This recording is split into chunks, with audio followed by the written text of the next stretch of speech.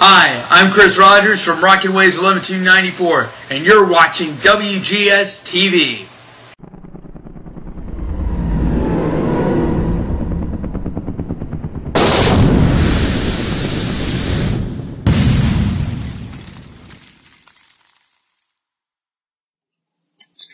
Hello everyone, welcome to another installment of WGS-TV right here on youtube.com/WrestleGamer and ZFX-TV. I'm the WrestleGamer, Double B on the Boudreaux. This is going to be the predictions video for TNA Lockdown. Our picks on each one of the matches and what we think might happen on each match. And I got a couple of guys here and I want to introduce. First off, he is the Studley one himself. The Studley man, Ashley, is here. Ashley, how you doing? I suddenly feel like I've torn my MCL. Can't think why. Ouch. What did you do, Ashley? Didn't we always tell you to stretch before you sat down at your computer? And ladies and gentlemen, the man from South Park, simply known as Cartman, is here. Cartman, how you doing?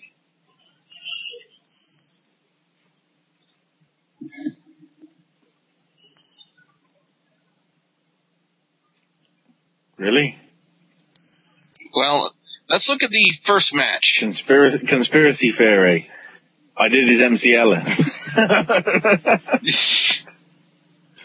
Anyway, let's look at the first match here as we lost Cartman for some reason.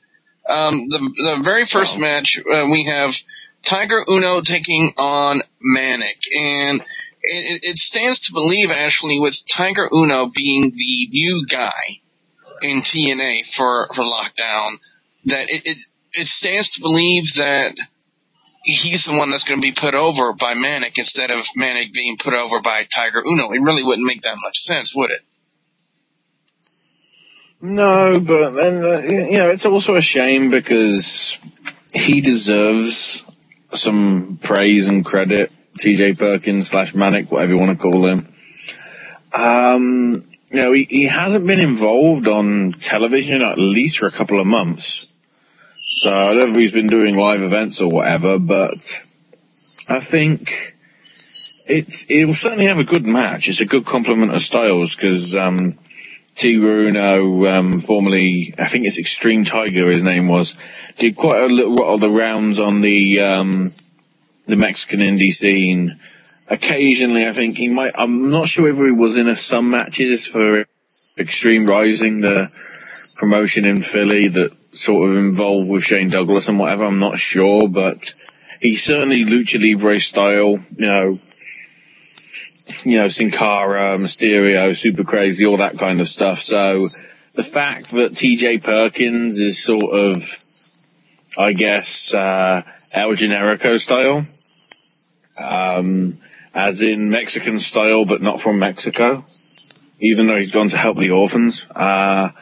I think you're probably going to get a good, exciting match from the two. Whether it'll be opening match, I'm not sure. But well, it's opening match on the lineup that I have. One, as you say. Well, whether it'll be the actual opening match, I'm not sure. But as I say, though, it will still be a good match, wherever it is in the card. It won't be main event. I can tell you that. Definitely. The next match is a 6-man tag match. Bad Influence and Chris Sabin taking on the Great Muta, Sanada, and Nakanoue. Now, with the American audience not having that much, exposure to the other two gentlemen from the Japanese team, which is the Great Muta. We all know who the Great Muta is. Being wrestling enthusiasts. Legend. Yes, but with Sanada and Nakanoue not having that much mainstream American exposure as of late, this is probably being one of their first real big things. Yeah, I'm kind of, referencing TNA being a big thing. But, well, certainly Yasufumi Nakanoue, it's really new for him. Saya Sanada has done, I think, some stuff, at least in America. Trying to have a quick look. Most of his stuff has been in All Japan, but he did head off on an excursion, as it was what was labelled, to Canada, basically training under Emile Dupree. So basically learning sort of the Western style of fight. So he's done the rounds in a few places, but as you say, nothing major. But for the people in Japan, he went as major as he could do, because obviously he beat Aries to be the new X Division champion. Which we can say, even though continuity is screwed up because Aries had the belt on Thursday. But, basically, as soon as he won that title, Wrestle One, which is run and co-owned by Muta, whatever you want to call him, they basically said Saya Sanada is going to be working for TNA indefinitely. So he's going to be there for a while, and I believe he says that one of his dreams is to fight Kurt Angle, and have a damn fine match with him. So Sanada's already sort of been introduced, because it was Sanada that took on AJ for the TNA World title when he went over, a couple of months back. Cartman, do you is it feasible in your mind that the Japanese team would be put over on Team TNA of Chris Sabin and Bad Influence? I have to say, if TNA wants to kind of broaden their audience a bit more, which is what I'm thinking they're trying to do, bringing in the sudden influx of like Japanese guys from Wrestle One and New Japan Pro, bringing in MVP because he was over in New Japan Pro, and now bringing in Muta and a couple other guys, Tanaka and part of how you pronounce his name, and the other guy. TNA bringing in them guys makes me think that they're really going to try to bring in a more international audience, and I think putting over Team Japan, or whatever the hell you want to call them, over on Team TNA, I think that might actually be a good thing for TNA to do, is kind of see, these guys, for the stereotypical wrestling fan, will say, these guys are actually fairly good over in TNA. I might have to start watching that. Yeah, I gotta agree with you. TNA attempting to broaden their horizons. They've always had a great working relationship with Japanese wrestling promotions, including New Japan Pro Wrestling as well. So it would stand to believe that Team Japan would be put over on Team TNA. Now, again, these are just predictions. We're not saying these are actual facts. An actual fact is up in the next match. We have the creepy bastard Samuel Shaw and Mr. Anderson. Now, Samuel Shaw, in-ring ability, Samuel Shaw is a good worker. It's just his character is just flat out fucking creepy. But the question is, it's not creepy. It's not creepy. It's not creepy to stalk? Clearly written by a 5-year-old. It's written by a 5-year-old who doesn't know the concept of proper storyline writing, who's only ever watched Paranormal Activity 3. Ooh, I sense some anger right there, Ash. I'll say this again. I'll say this again. With that gimmick, how has he not ended up on To Catch a Predator yet? I'll say that again. How is this bastard not on To Catch a Predator? And also, this has been happening to Christy for weeks and weeks and weeks. Apparently she doesn't watch the product to know that this guy is basically obsessing over her like this. And none of her friends are even bothering to tell her on Facebook or Twitter or social media that, this guy wants to do crazy things with you, and not in a good way. It's clearly the way that they've been building it, with Sam Shaw always getting up. Anderson's probably going over, and I seriously hope that this sort of character does change, and he's basically just sort of, rather than being a creepy bastard that wants to kill her, just be as a sexist person, saying, women, all women just like sex objects and things like that. And then you could do something that TNA could do, which quite a few of the other indie companies do. Let the women fight the men, because I think ODB has got enough presence to do some pretty good stuff. That's about it, to be honest, but I could see... Eric Young won the Knockouts Championship, Knockouts Tag Team titles. Well, to some extent, but I'm saying actual women. I mean, if you... Lady Tapper probably wouldn't go face, but she's like the sort of build that would be somebody that would take Shaw on, and Shaw might actually, lose his Adam's apple or something. Alpha female? And also, if she is going to be... Yeah, I was going to say, alpha female is a possible call as well, if she is going to be brought on full-time. You've also got the new girl that they just signed, Santana Garrett. I don't know whether she's perfect fit for that sort of storyline, but this... I wouldn't be surprised if come the end of the year, this Sam Shaw gimmick thing or appears possibly as the worst gimmick of 2014, even though it started in 2013. Official picks for this match. For some reason, I see Anderson going over. I see Anderson getting the victory. It's just a thought of mine. So Chris Samuel come out and possibly cause a distraction. Samuel Shaw. So if the character's so enthralled with Christiani that he'll completely forget about Mr. Anderson in the ring, and which will play to its downfall. So that's why I kind of see Mr. Anderson getting the win over Samuel Shaw.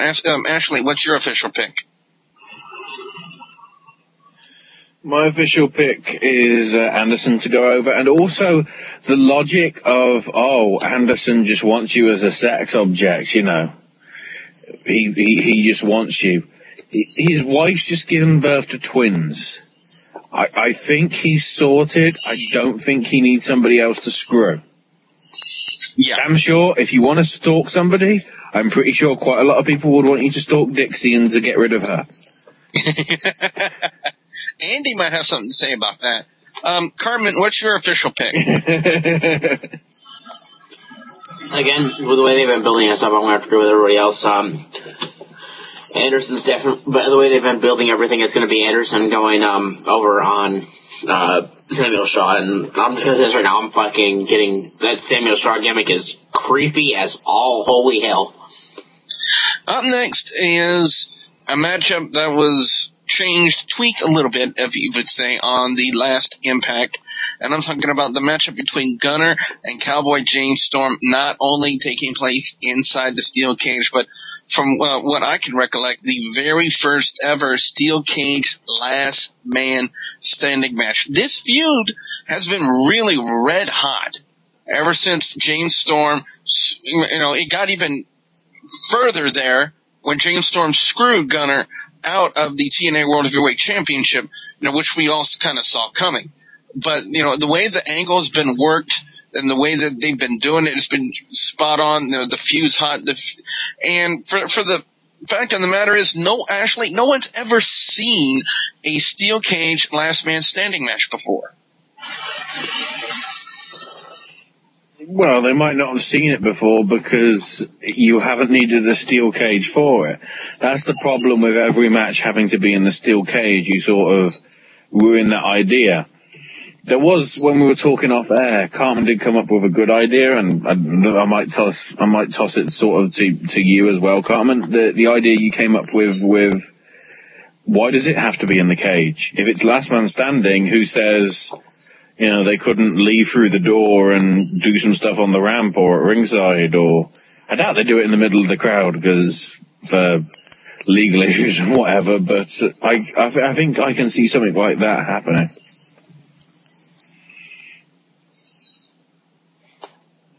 Yeah, so can I, because it's like...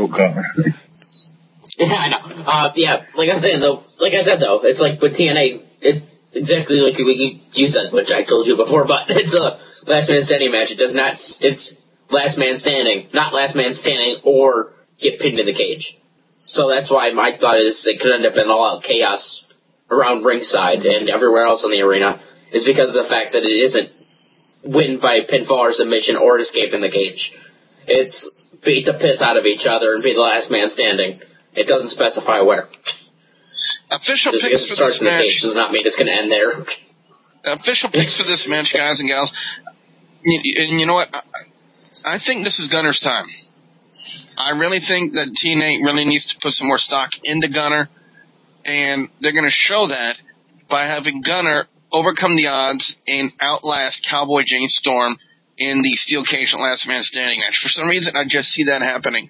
I wouldn't be surprised if Jane Storm came out on top, but officially my pick is going to be with Gunner on this one, because I think TNA is really starting to let Gunner kind of show people who he is, in a sense.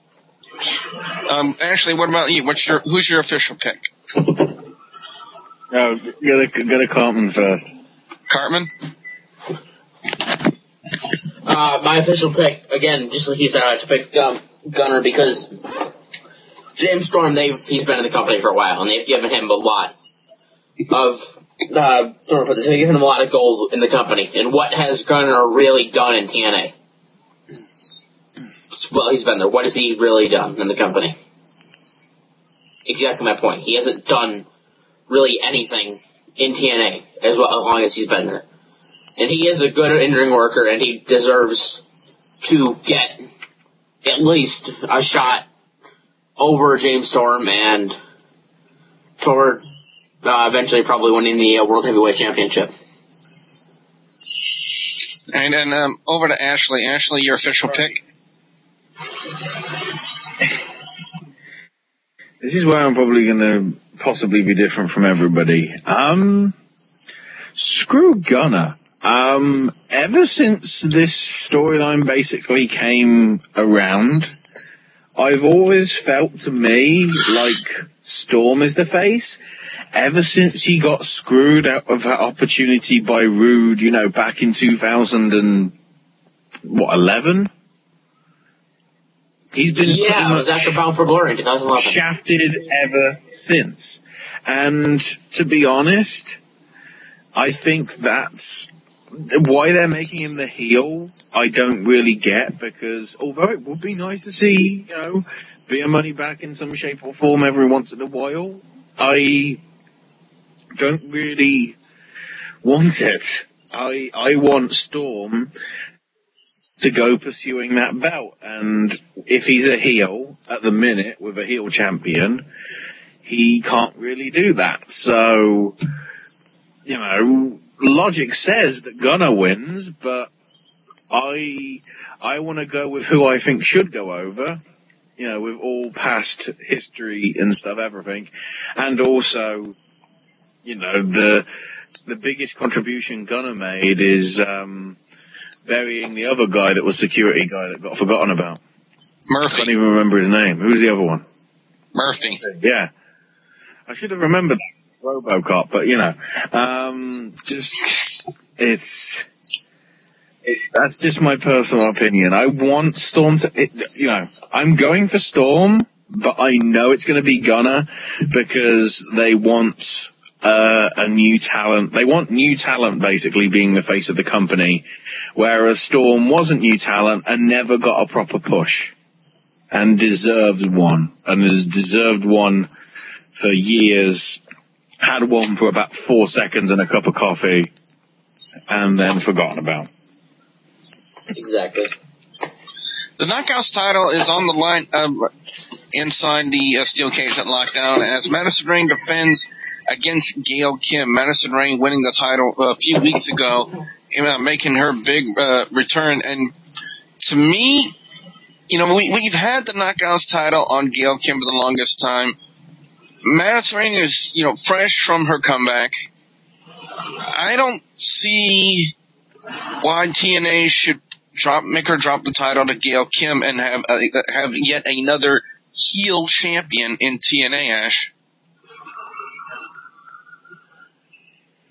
Yeah, and also Gail Kim probably deserves some time off. She's got a husband. They might want to do stuff with each other, if you know what I mean. On Food Network. Just let her... No, but keep in mind that, Taryn coming back... Taryn might be coming back relatively soon, even though, she's just given birth. Congrats to her. But you've brought in Santana Garrett, who I think could be a really good asset, and she could do heel.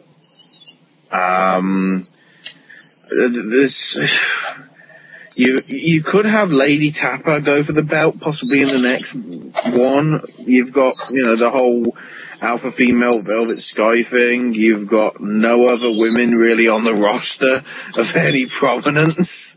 So you're already in trouble, because the women's roster, which you're trying to push, is really not full. And I'm pretty sure somebody, I can't remember who, one of the knockouts did actually say on Twitter, let's have tag belts. And I'm just thinking to myself, there's, as it currently stands, 6 women.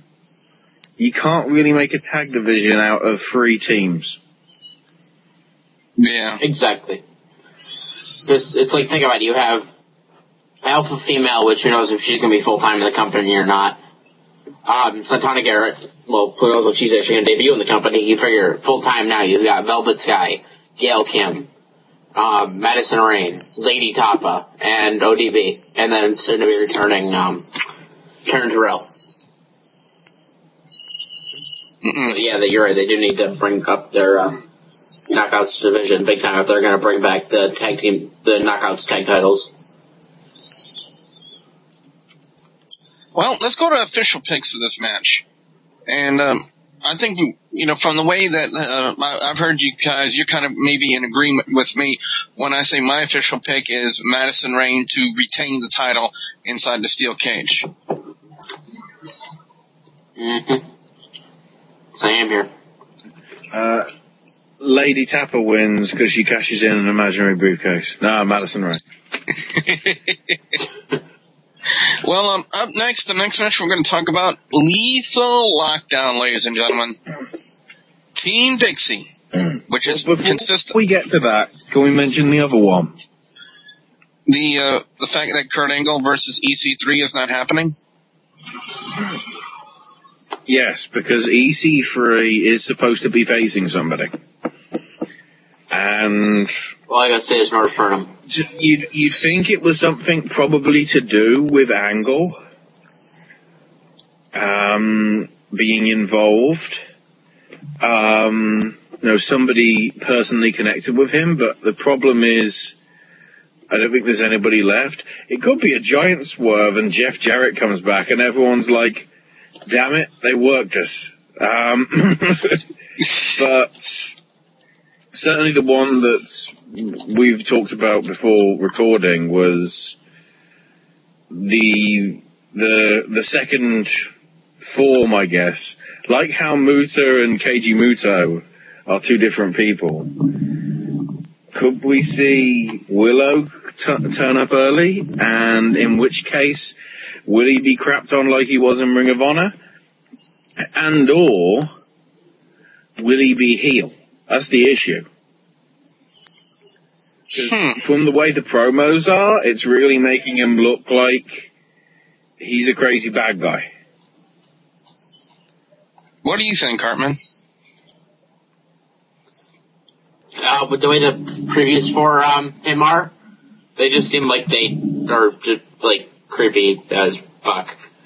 But the whole thing with that you don't know like what way TNA is gonna go with it. Wait, what are we? Oh, with the Angle thing. I was kind of zoned out. But the whole thing with the EC3, you know, it's kind of like hard to tell like what TNA is gonna do. They could just have him do what he did at where did he debut? Bound for Glory, or was it Slammiversary he debuted at? Wasn't that Bound for Glory? EC3. Not sure. That was his first pay-per-view match. Yeah. Wasn't that his first match in general, though?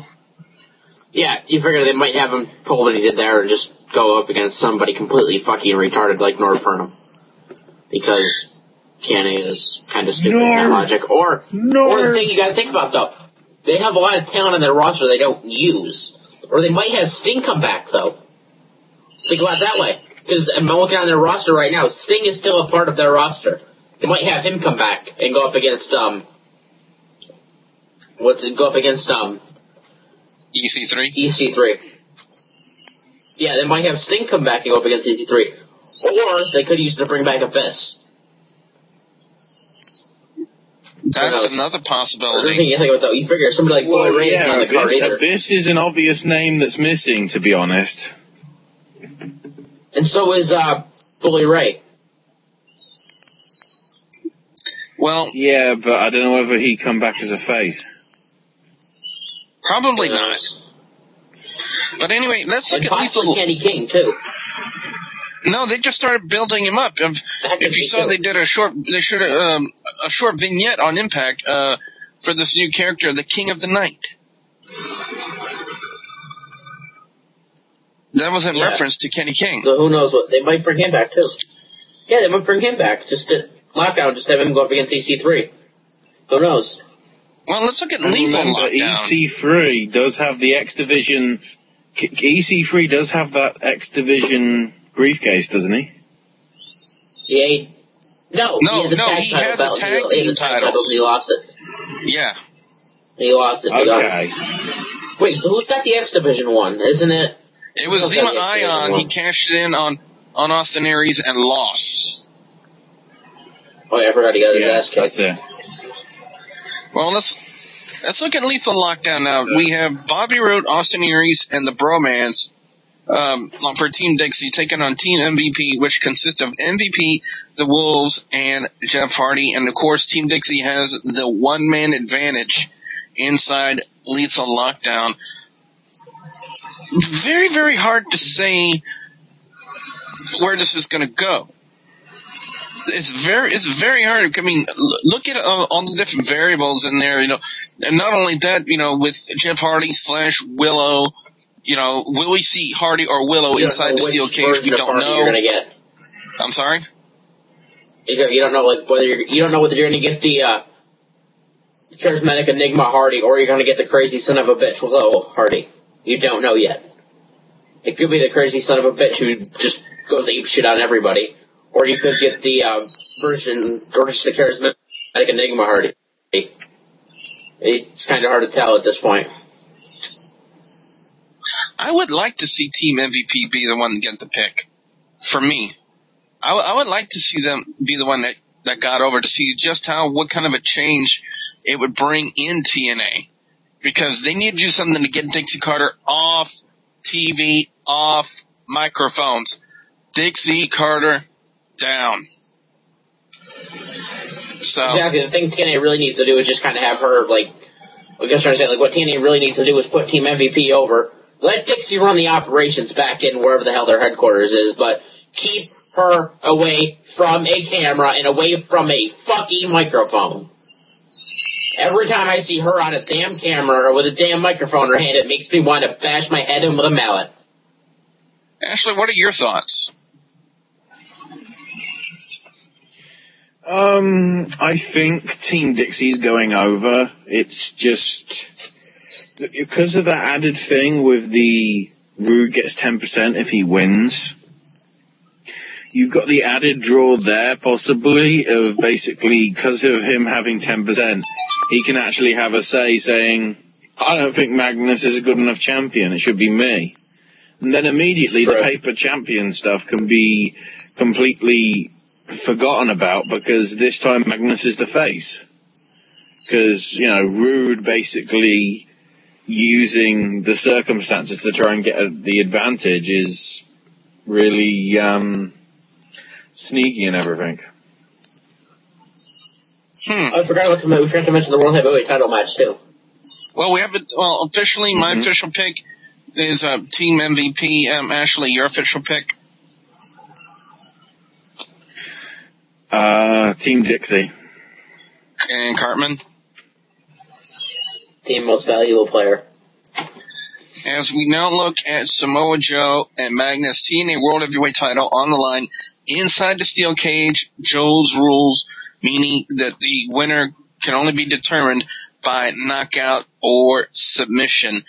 This, to say the least, will be a violent match, to say the least, for TNA. Knowing the fact that, one, it's not on Spike TV, it's actually a pay-per-view, I think they're allowed to get away with a little bit more stuff, especially when it comes to the level of brutality and violence that they can showcase in their matches. And, with Samoa Joe and Magnus and the reputations they've had, and for what we've seen in the past out of them, Ashley, it stands to believe that, or stands to reason, rather, that this will be, despite what the outcome may be, an extremely violent match.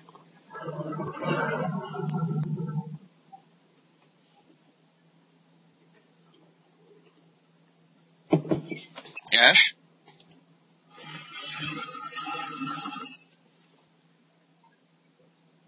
Maybe.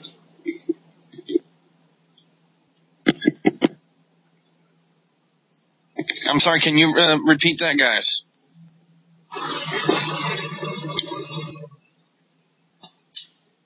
I can hear you, Billy. He just isn't saying anything. Okay. I'm not sure if it's like him or what the hell it is. All right, well, I'm apparently having a little bit of a tech issue right now during this predictions video, guys. I do apologize about that. But like I said, Cartman, it really stands to reason that we're going to see nothing but brutality and violence out of both Samoa Joe and Magnus. Yeah, because you figure you can't win by escaping the cage, so you figured you might see both Joe and Magnus go outside the cage, get weapons, and it's just going to end up in blood and chaos. And lots of violence. It's that simple. It's going to have violence, chaos, and all hell's going to break loose multiple times. Ashley, if you can hear me, keep in can mind this as well, match though, live up to the hype it's had? Joe has no friends. Joe has no friends. That's the thing as well you've got to take into account. How many people has Magnus got in his corner? Spud, Dixie, whatever. The amount of people that could assist him, chloroform or whatever, or, I don't know, that would be the perfect way to get, the heel victory. If they let him go over clean with a submission or a knockout, that I'd be pleasantly surprised about, because then you're proving, one, he isn't a paper champion, and two, he can still be the heel. Yeah. Let's go to official picks. Officially, my pick, I'm picking Magnus, and let me tell you why. TNA is obviously seeing something in Magnus to put the title on him, to give him this kind of exposure, put the responsibility of putting TNA over on this guy's back. And so far, Magnus has been a good heel champion, despite what other people might think. I think he's been a good heel champion. Probably, I think the first British TNA World Heavyweight Champion, if I am not mistaken. British champion in over 100 years. First British champion in over 100 years. That's what I just said. And I think, he's done a marvelous job, and I don't see a need or a reason why TNA should drop the title off of him. He's having a good heel run as the world champion right now. Samoa Joe, yeah, I wouldn't be surprised. I wouldn't be surprised to see that happening. But with the way the storyline and the angles have been worked as of late, I gotta go with Magnus. Magnus to retain the title. Yeah. By hook or by crook, I gotta go with Magnus on there. Despite how much I'm kind of a Samoa Joe fan, I'm not gonna go out there and, and start wearing all the merchandise and whatnot and shaving my head to look like Samoa Joe. I ain't gonna do that. But I gotta go with Magnus. My gut tells me Magnus is gonna win. Ashley, what's your official pick? Magnus is going over and proving that he isn't truly a paper champion, although there'll be heelish tendencies. So in essence, what I said will be total rubbish, and he'll probably cheat to win. But he deserves to go over, whether he's heel or not, because I think he should have been champion ages ago. Hogan. And finally, Cartman, your pick. I'm going to have to say the same as all you guys. I'm going to have to go with Magnus, only because you figure people say he's not, some people say he's not a very good heel champion. When you get booed in your own damn hometown, you're a pretty damn good heel champion. Yeah. That's the way I'm going to put it. If you get booed in your hometown, you're a pretty good heel champion. And, like Ash said, though, he should have been champion a long time ago. He's worked his ass off in TNA, and he deserved to be champion a long time ago, and I don't see them stripping the title off of him just because they want to put it on Samoa Joe, because you figure he's been doing good as a heel champion. He's been putting up good matches. It's not like he's just been kind of, it's just not like since he's the World Heavyweight Champion, he thinks he can slack off and do whatever the fuck he wants. He's been busting his balls in the ring, defending the title, and putting up good quality matches. Whether whoever is facing manages to get screwed over in the end or not, that's a different story, but he's been putting up good matches. It's not like he's just been kind of dicking around saying, oh, I'm World Heavyweight Champion, I can do whatever the hell I want. Before we end this video, guys, the Bay Area MVP, known as well, sent me his predictions on Facebook, and this is what he has. He has for Manic versus Tigre Uno, his prediction is Manic. For Team TNA versus Team Japan, Team TNA, he has Gunner going over on Storm. He has Madison Rayne to retain the Knockouts title. He has Team MVP to win Lethal Lockdown. And this is what he's saying, that Magnus will retain via interference. So those are his picks. What we want to know now from you guys out there, the viewers and subscribers, your picks, your predictions for TNA Lockdown. We definitely want to hear from you guys out there. Be sure you put your comments in the comment section below. Don't forget to like and favorite this video. Guys, Cartman is over on YouTube, youtube.com/KillerXKenny. Cartman, you got anything coming up? Not really. I got a bunch of races to upload because I do Aries. I got a bunch of videos to upload that I have on my hard drive. I've just been too lazy to go record and upload, but I got them, and I'm probably going to do some Minecraft sometime soon, too. Fans, don't forget to like the Facebook page, facebook.com/WGS-TV. And don't forget to please subscribe to youtube.com/WrestleGamer and youtube.com/ZFXTV Network. So for the Studly Man Ashley and the man from South Park simply known as Cartman, I'm the WrestleGamer, Double B Billy Bujo, saying, oovoo, work better the next fucking time I use you. Bye.